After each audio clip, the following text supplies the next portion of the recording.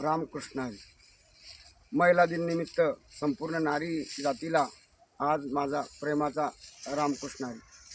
आजचा व्हिडिओ बनायचं कारण एकच आहे कि नार की निंदा मत कर यारो, नार है रतन की खान, जिस नारी से पैदा हुए राम लक्ष्मण हनुमान.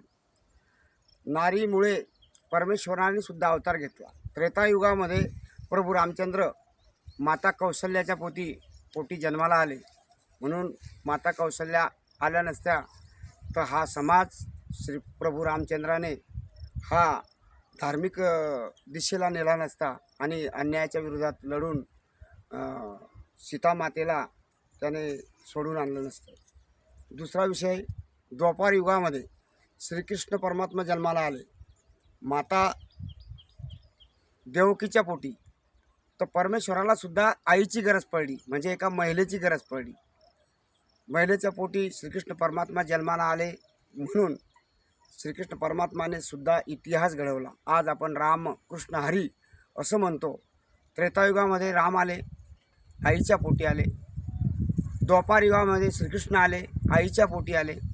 आणि कलियुगामध्ये जिजामातेने जन्म घेतला आणि हरिरूपी छत्रपती शिवाजी महाराजांचा जन्म झाला. म्हणजेच आपण सहज रामकृष्ण हरी म्हणतो. त्या कलियुगाचा जो हरी आहे तो छत्रपती शिवाजी महाराज जिजामातेच्या पोटी जन्माला आले. आणि आपण प्रातंत्र्यामध्ये असून ब्रिटिशांनी राज्य केलं, इंग्रजांनी राज्य केलं, मोगलशाहीने राज्य केलं, आदिलशाहीने राज्य केलं. आणि शिवाजी महाराज जन्माल्यानंतर आपण शिवाजी महाराजांनी हिंदवी राज्य स्वतंत्र तयार केलं, हिंदवी महासंस्था स्थापन केली. या स्वातंत्र्यामधून आपण स्वतंत्र झालो म्हणून आज आपल्या स्त्रिया आपल्या नवऱ्याच्या नावाने कुंकू लावतात, मंगळसूत्र घालतात. स्त्रियांना का महत्त्व दिलं आहे की ज्या स्त्रियांनी आजपर्यंत इतिहास घडवला, राणी लक्ष्मीबाई असेल, तुमची शाळा जी प्राधान्य केलं सगळ्या मुलींना, महात्मा ज्योतिबा फुले, जिजामाता, राणी लक्ष्मीबाई, आपल्या महाराष्ट्रामध्ये प्रतिभाताई, इंदिरा गांधी, या ज्या आजपर्यंत स्त्रिया ह्या भूतलावर जन्माला आल्या, यांनी इतिहास घडवला, त्यांच्यासाठी आज महिला दिन साजरा करण्यामध्ये फार मोठा आनंद होत आहे. परंतु या महिला दिनच्या निमित्तानं मी तुम्हाला एकच सांगेल की महिला ही सगळ्यात मोठी शक्ती आहे. त्याला आदिमाया शक्ती म्हटलेलं आहे. आदिमाया शक्ती म्हणजे ती दुर्गाचं रूप आहे, ती मुलीचं रूप आहे, नंतर ती आईचं रूप आहे, बहिणीचं रूप आहे, बायकोचं रूप आहे, आजीचं रूप आहे, नंतर ती या परमात्मामध्ये विलीन होते. असं संपूर्ण नातं या महिलेशी गुंडाळलेलं आहे. म्हणून आज महिला दिन साजरा प्रत्येकाने करायचा. आपल्या आईवर प्रेम करा, आपल्या बहिणीवर प्रेम करा, आपल्या अर्धांगिनीवर प्रेम करा.